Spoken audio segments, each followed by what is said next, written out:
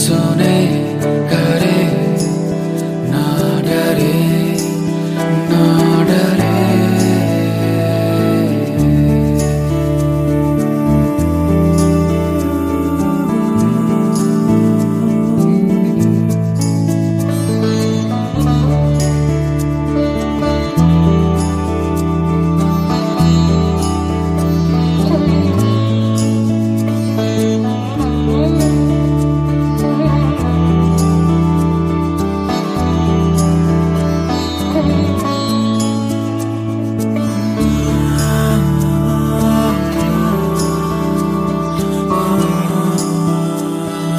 सुबह की किरणों को रोके जो सलाखें हैं कहाँ, जो ख्यालों पे पहरे डाले वो आंखें हैं कहाँ। पर खुलने की देरी है, परिंदे उड़ के चूमेंगे आसमां आसमां आसमां। सुबह की किरणों को रोके जो सलाखें हैं कहाँ, जो ख्यालों पे पहरे डाले वो आंखें हैं कहाँ। पर खुलने की देरी है, परिंदे उड़ के चूमेंगे आसमां आसमां आसमां।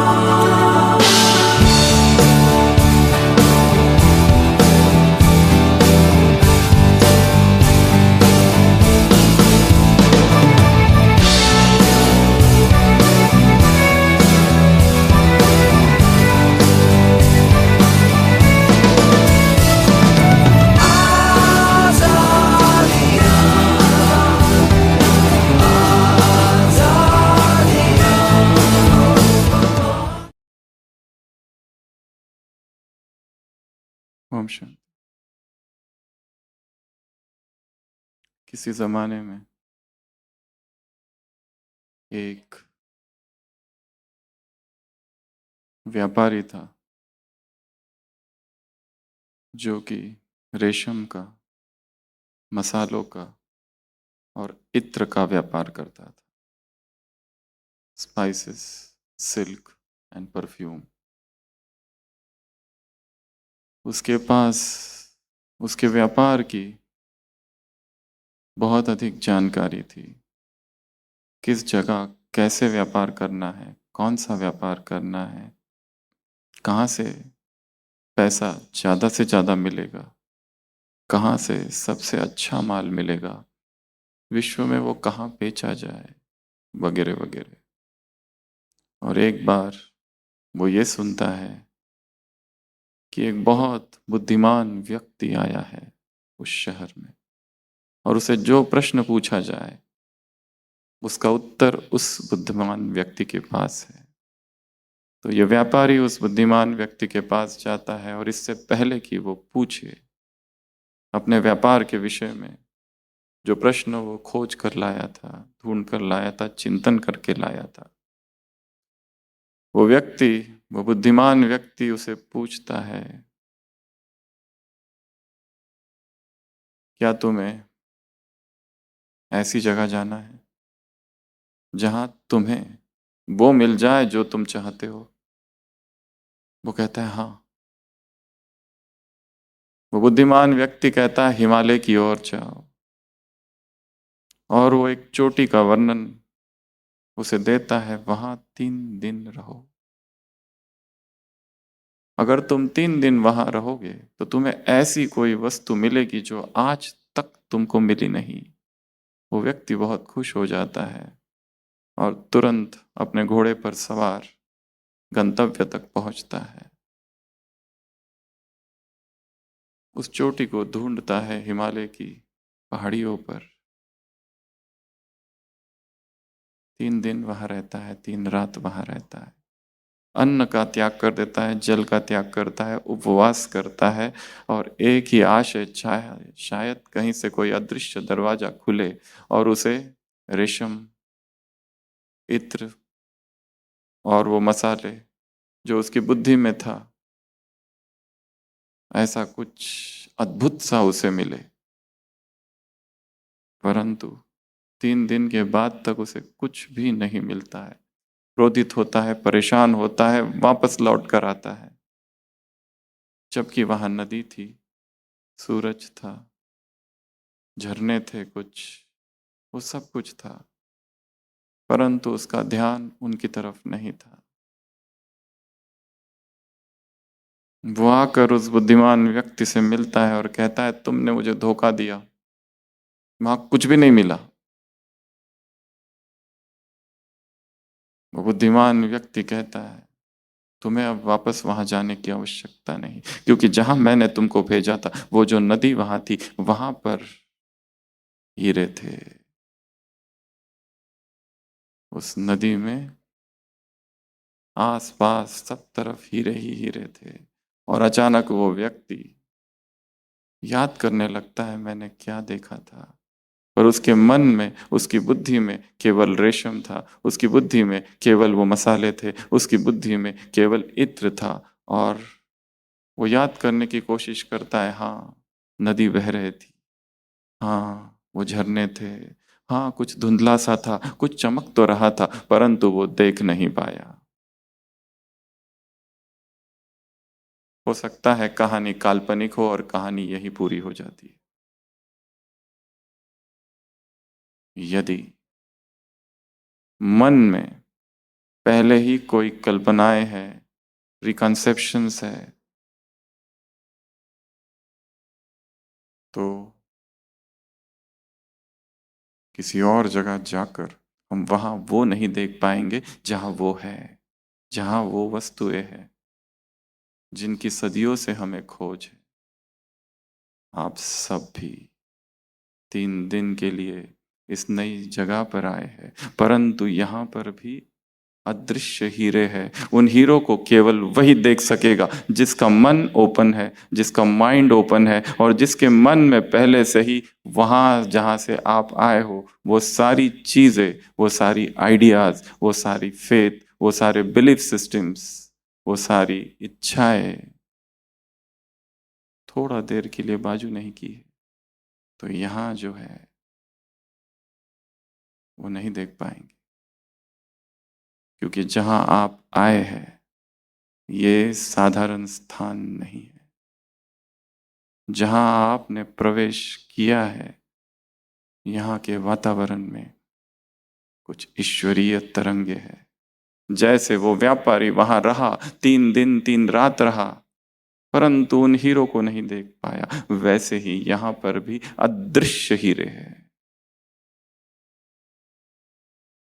But only he who is open, केवल वही जो भाग्यशाली है वही उनको देख पाएगा।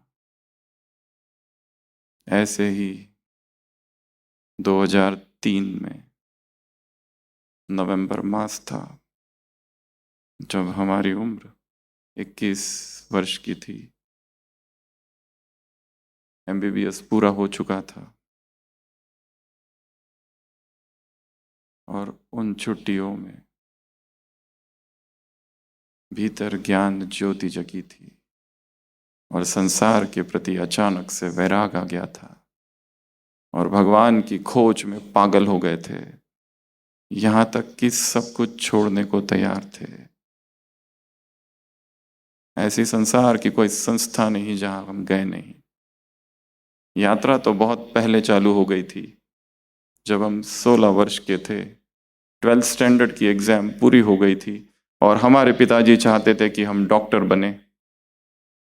किताबें लेके आए, महाराष्ट्र में सेवाग्राम है, Sevagram medical college, autonomous medical college है, वहाँ फिजिक्स केमिस्ट्री बायोलॉजी के अलावा एक चौथा सब्जेक्ट था, गांधीयन थॉट्स, उसको पास करना था। और वो किताब लेके आए जिसको पढ़ना और उस पर एग्जाम देनी थी, 4 सब्जेक्ट्स की एग्जाम।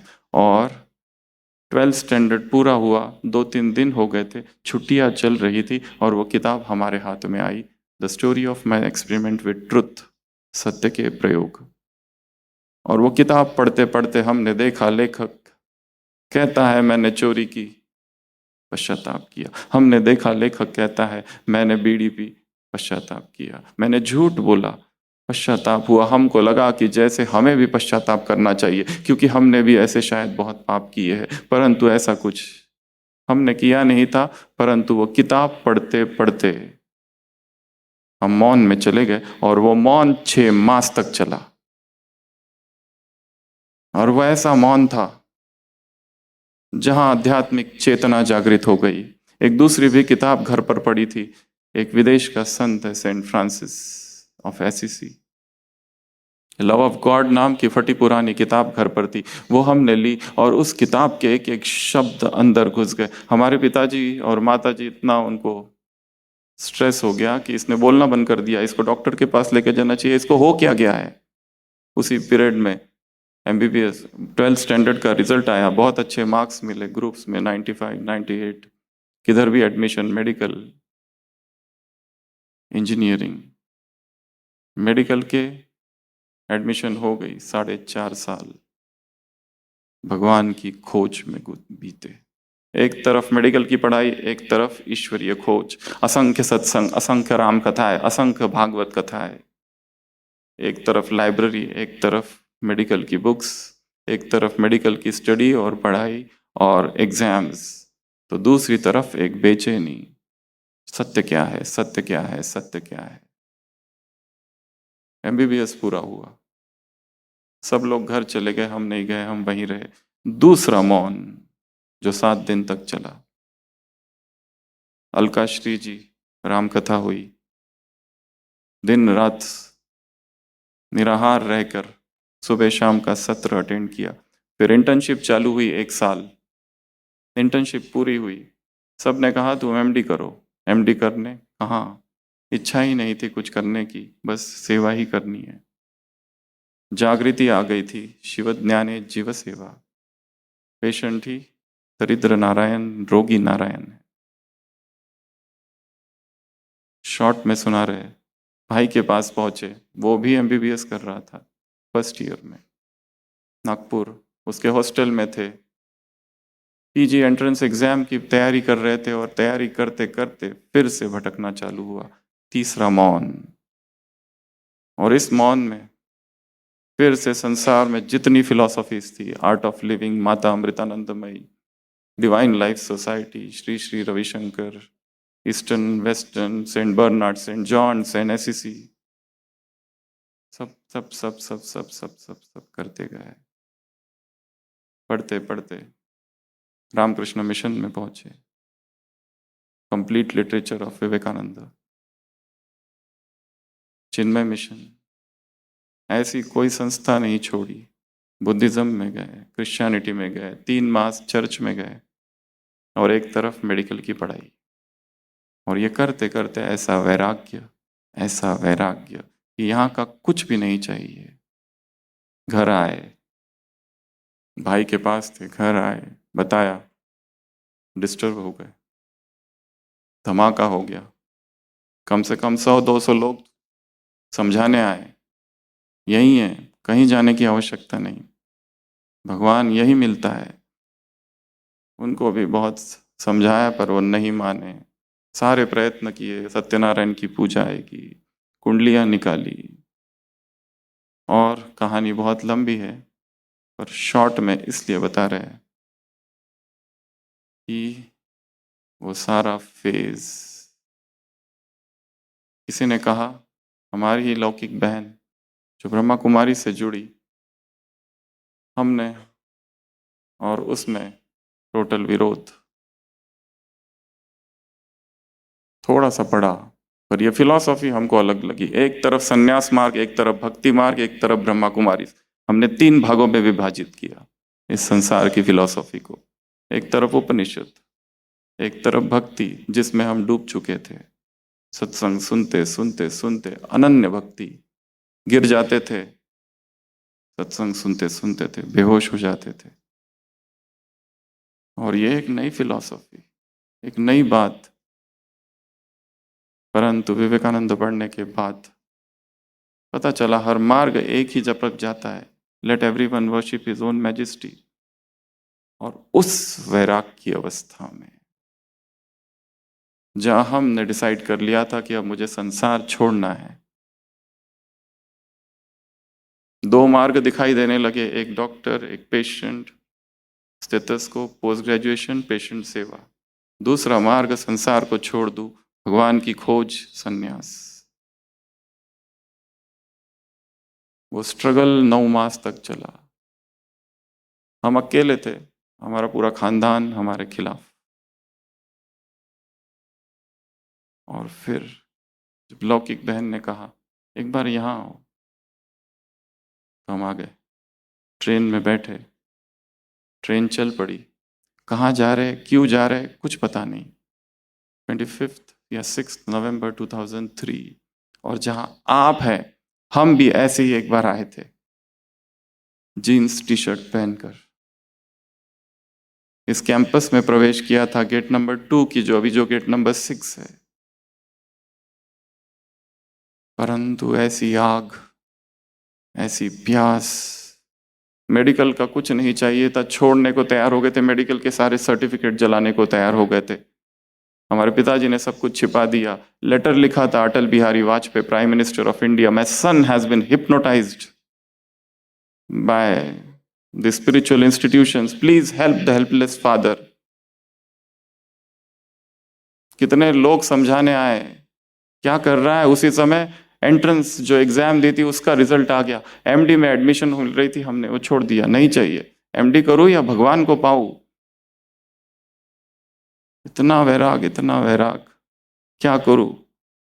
हमारे पिताजी को लगा ये किताबें पढ़ी इसने, इसने ये सब कुछ हुआ, सारी किताबें छिपा दी, बहुत कुछ किया। इसी जगह हम पहुंचे, उस गेट से प्रवेश किया, और आते ही अनुभव हुआ इस स्थान को मैं जानता हूं। डेजावू, यहाँ के लोगों को मैं जानता हूँ, यहाँ की चीजें मैं जानता हूँ। हम कभी नहीं आए थे, ये सोच कर आए थे यहाँ से सीधा पुट्टापर्थी, और पुट्टापर्थी से चेन्नई, फिर संसार में नहीं जाएंगे वापस। Final decision. आध्यात्मिक संस्थाओं की लिस्ट बनाई थी 50। ब्रह्मा कुमारी इसको सबसे लास्ट में रखा था, क्योंकि देखा यहाँ खाली बहनें हैं, हम जाके क्या करेंगे। हमें ऐसी जगह नहीं जाना जहाँ खाली बहनें हैं, और आना जाना हम कर नहीं सकते। Swami Vivekananda has said, I don't want ambiguous type of personalities who are half monks and half householders out. इधर या उधर, या तो संसार या तो भगवान। तो हमने इसको सबसे लास्ट में रखा था, और ये भी पता था यहाँ मैं आया हूं तो शायद ये लोग हिप्नोटाइज कर देंगे, इसलिए मैं इनके बहकावे में आने वाला बिल्कुल नहीं हूं। Strong determination. हम आए, रात में सोए, फर्स्ट नाइट लक्ष्मी नारायण का एक चित्र दिखा लाइव। अगले दिन उठे, सब चालू किया राम रक्षा पर, सब भूलने लगा, ढूंढने लगे कहाँ है कहाँ है। जिन पार्टी के साथ आए थे वो पार्टी कहाँ चली गई हमको पता नहीं, खो गई। हम इधर उधर भटकने लगे इस कैंपस में अकेले। कोई हमको नहीं जानता था, हम किसी को नहीं जानते थे। और अचानक 7:30 बजे गीत बजा, शिव की याद रहेगी तब आंखों में समाया वो होगा। और हम रुक गए, और हमको लगा ये गीत हमने हजारों बार सुना है और कभी नहीं सुना था, फर्स्ट टाइम।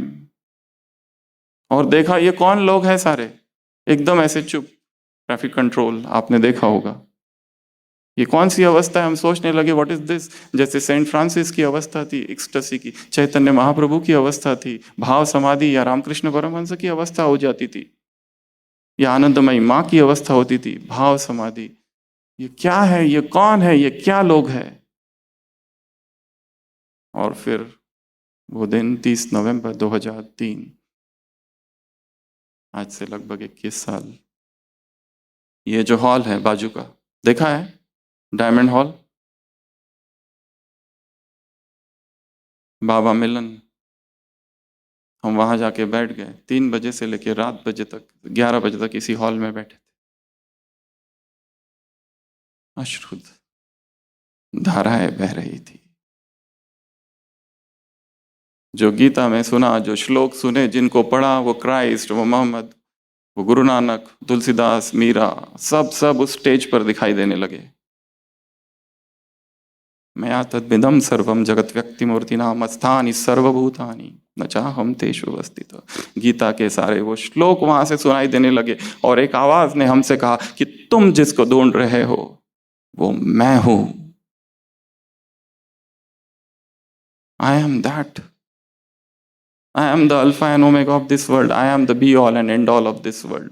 वहां जाके हमारी वो प्यास बुझी।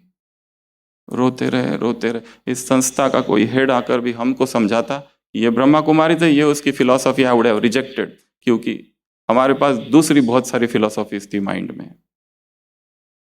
Emmanuel Kant, Bertrand Russell, Sigmund Freud. 11 बजे यहाँ से कमरे में गए, पहली बार सोए 9 मास के बाद। पावा परम विश्राम, तुलसीदास ने लिखा है, परम सुख मुझे मिला है ये ग्रंथ लिखकर। वैसा सुख जिस भगवान की खोज में हम संसार छोड़ने वाले थे, वो यहां मिला। और हम रुक गए। 15 दिन के बाद अगले दिन ऊपर घुमाने लेके गए, माउंट आबू। बहन ने कहा ये हॉस्पिटल है। उसको देखकर याद आया मैं डॉक्टर हूं। अंदर गए और मेडिकल डायरेक्टर प्रताप सर थे, उनको कहा मुझे अब भी ज्वाइन होना है। उन्होंने कहा कहाँ से आए हो, कौन सा सेंटर? हमारा कोई सेंटर नहीं है। वापस गए। बहुत बड़ी पार्टी थी, वो पूरी पार्टी को लेके गए। बहन जी को लगा बहुत पुराना है यहाँ से जुड़ा हुआ, पहला दिन था। 60 लोगों को लेके गए, घर गए, घर पहुंचे। हमारी माता जी ने कहा था अगर तू गया तो कूद जाऊंगी कुएं में। हमने कहा था अभी जाके कूद जाओ। गणपति भक्त थी, गणपति को पानी में डुबो के रखा था। इतना बड़ा संकट आ गया था घर परिवार में, आज तक ऐसा कभी हुआ नहीं था।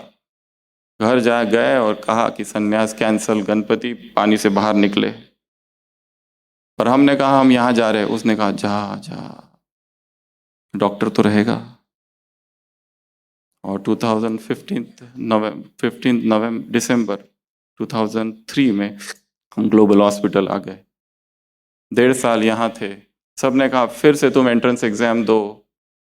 फिर से एंट्रेंस एग्जाम दी, बिना कोई पढ़ाई के फिर से रैंक आ गया।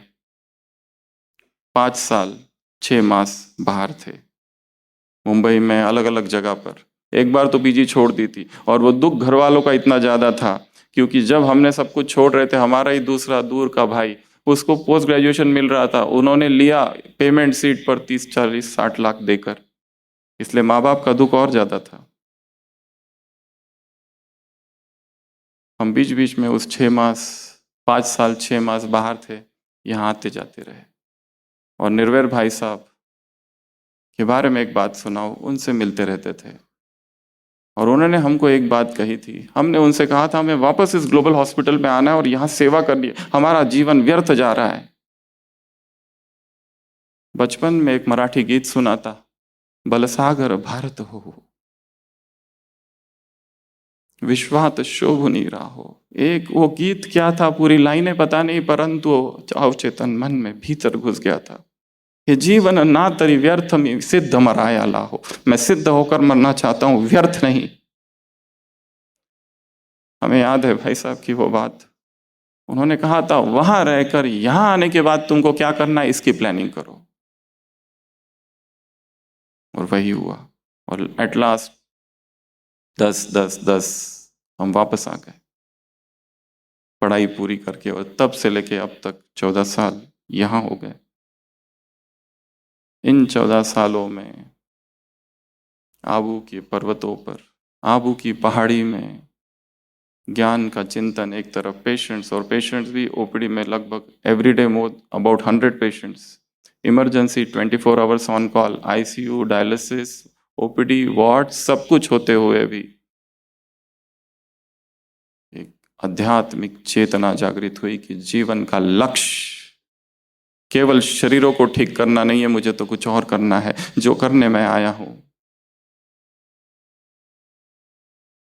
भटकती मानवता को राह दिखाना है। जो सत्य मैंने पाया है वो सब पाए, जो पद सत्य का अनुभव हमने यहां किया है, ऐसी कोई संस्था नहीं। This is my last station. सब सब सब सब सब असंख्य किताबें।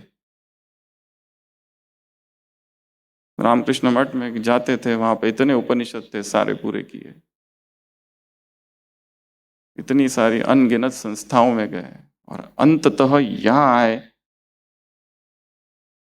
और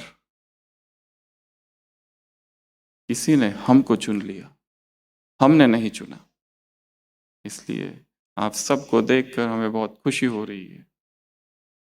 इसलिए कहा कि 3 दिन के लिए आए हो, यहाँ कुछ है, कुछ तो ऐसा है जो अदृश्य है। यहाँ कौन सी शक्ति है, कौन सी पावर है? कुछ ऐसी शक्ति है डिवाइन, और वो शक्ति है प्यूरिटी की शक्ति, वो शक्ति है पवित्रता की शक्ति, वो शक्ति है ब्रह्मचर्य की शक्ति। आज का टॉपिक है माय फैमिली माय स्ट्रेंथ।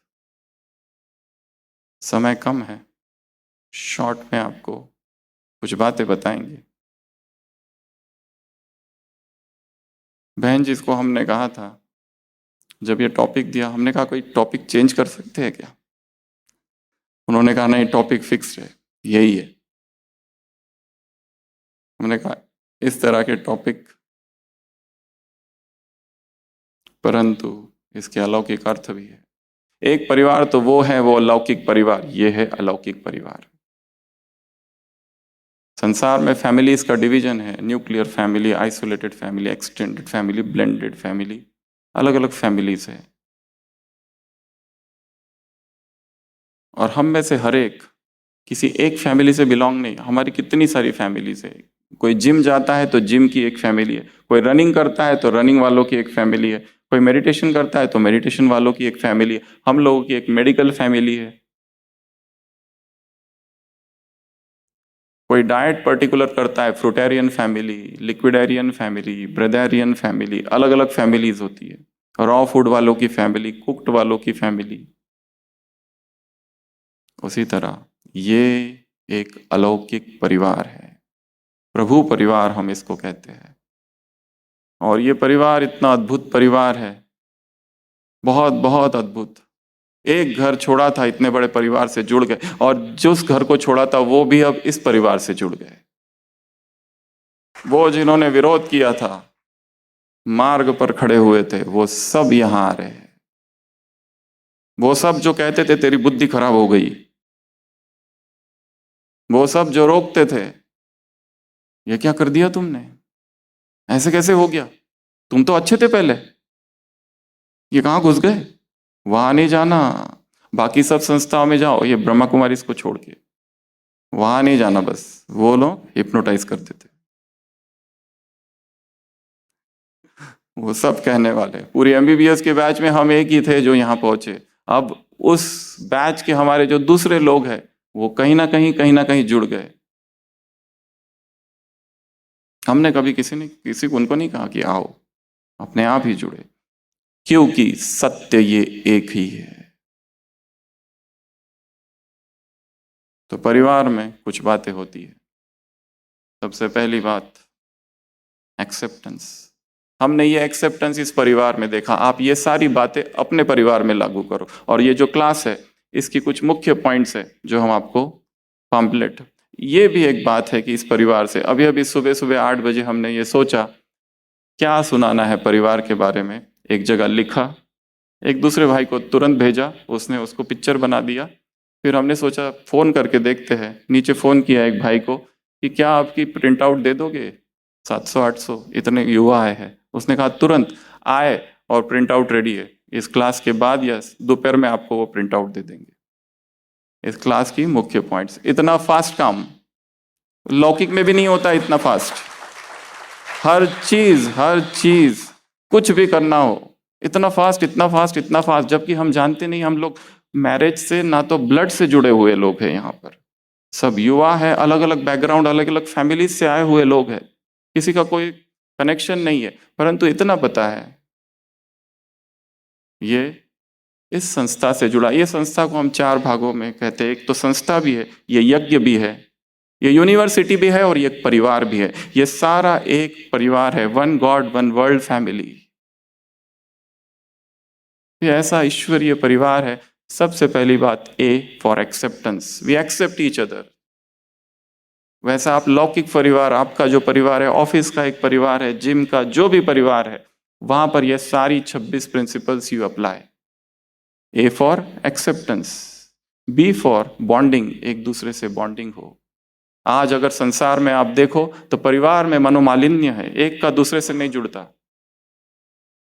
36 का आंकड़ा है, एक ही घर में बातें नहीं होती है। यहां पर आप देखेंगे इस अलौकिक परिवार में, और अपने उस परिवार में इसको लागू करने की कोशिश करेंगे। How they are bound with each other. हम जानते नहीं है कितने लोगों को यहाँ के, हमारा नीचे आना बहुत कम होता है, उधर ही ऊपर जो भी है, पर यहाँ आते हैं तो बहुत खुशी होती है। नाम पता नहीं, चेहरे से जानते हैं कितनों को। सी फॉर केयर, फैमिली में एक दूसरे की क्या करनी है, केयर करनी है। एक स्ट्रॉन्ग फैमिली हमको बनाना है। Family is the nucleus of civilization, किसी ने कहा है। डी, डाइवर्सिटी, हर एक की डाइवर्सिटी को एक्सेप्ट करना। हर व्यक्ति अलग अलग है, सब एक जैसे नहीं हो सकते, सब अलग अलग है, सबके संस्कार अलग अलग, सबकी आदतें अलग अलग है, परंतु फिर भी सब एक सूत्र में, प्रेम के सूत्र में जुड़े हुए हैं। ई, इमोशनल सपोर्ट। हमने ये देखा था, हमारे जीवन में एक फेज था, परिवार में जन्मे, उस परिवार से मोह था, अचानक वैराग आ गया, उस परिवार से वैराग, फिर इस परिवार में आ गए, फिर उस परिवार से फिर से जुड़ गए। और सपोर्ट हमने देखा उस परिवार से भी मिलता है, और जितना उस परिवार से मिलता है इधर से भी मिलता है, दोनों। एफ, फॉरगिवनेस, एक दूसरे को माफ कर देना। ये एक बात हम आप सबको कहेंगे, यहां आप जब तक है, सुबह का मेडिटेशन या शाम का मेडिटेशन, अपनी आंखों के सामने उन सारे लोगों को इमर्ज करो जिन्होंने हमें हर्ट किया है, ट्रॉमा दिया है, आघात पहुंचाया है। उस हर्ट को लेके हम चल रहे हैं। Forgive them, pardon. इतने बड़े संगठन में ये कार्य करना, इतनी पवित्र भूमि पर ये कार्य करना है, तो हृदय में जो भार है, जो बोझ है, जो हेवीनेस है, वो कम हो जाएगा।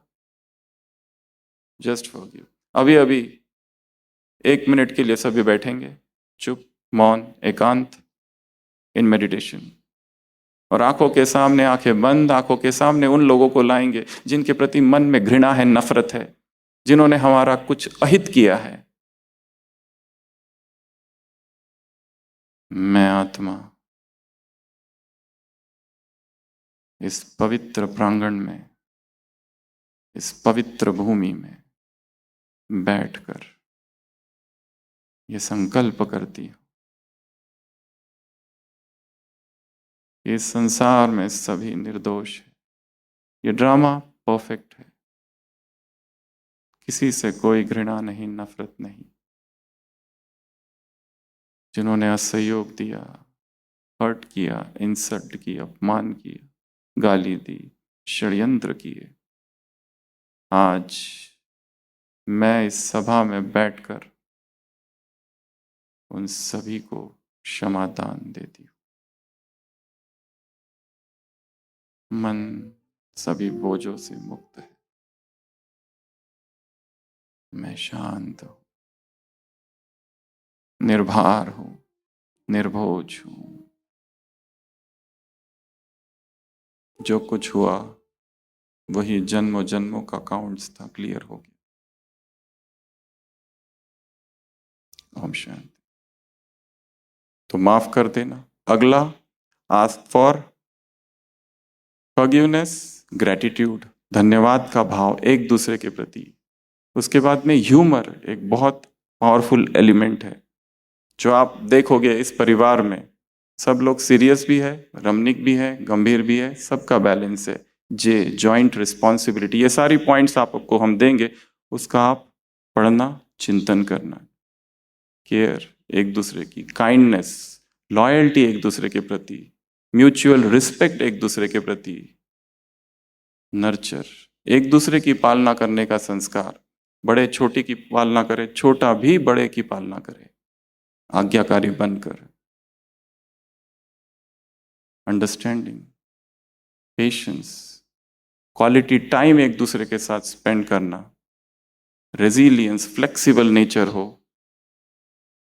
सैक्रिफाइस, यही प्रेम की परिभाषा है। हम अपने सुख दुख का त्याग कर दूसरों के लिए, ट्रस्ट, अंडरस्टैंडिंग, वर्च्यूज को धारण करना, टीम बिल्डिंग, टीम एक्टिविटीज।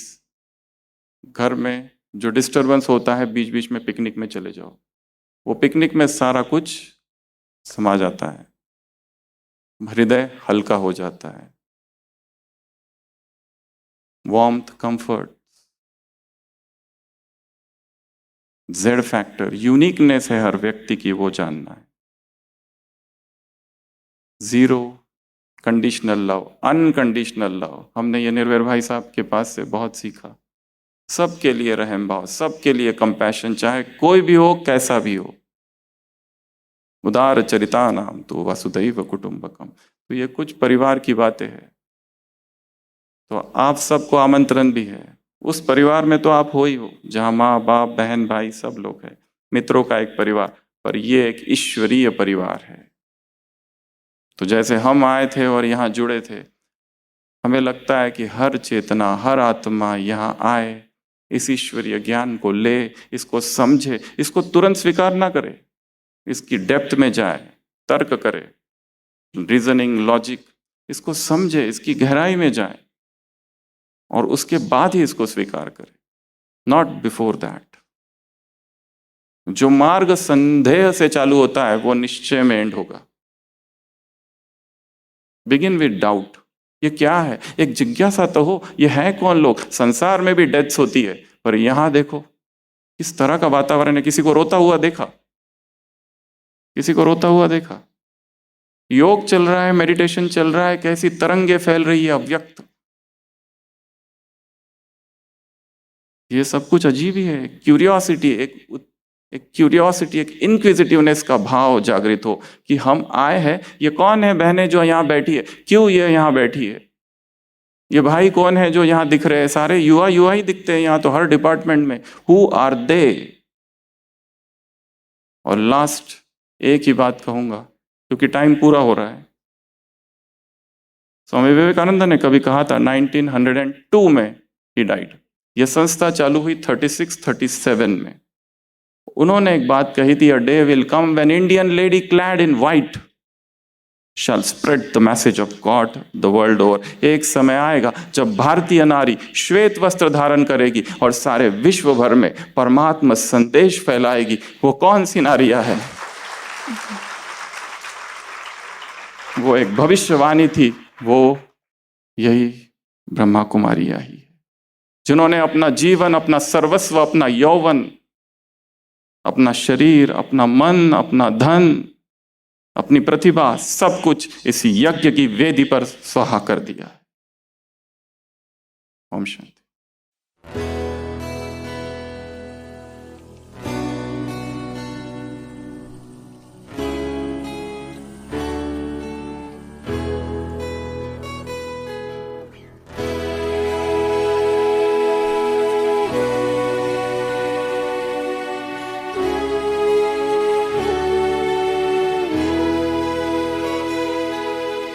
आंधियां हो या बवंडर या प्रलय विकराल हो,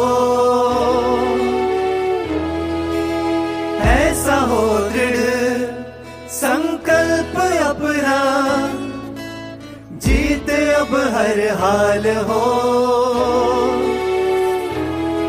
अब मुड़े ना, अब रुके ना, अब थके ना, अब झुके ना। अब अनवरत सी चाल हो, तुम अजर हो, हाँ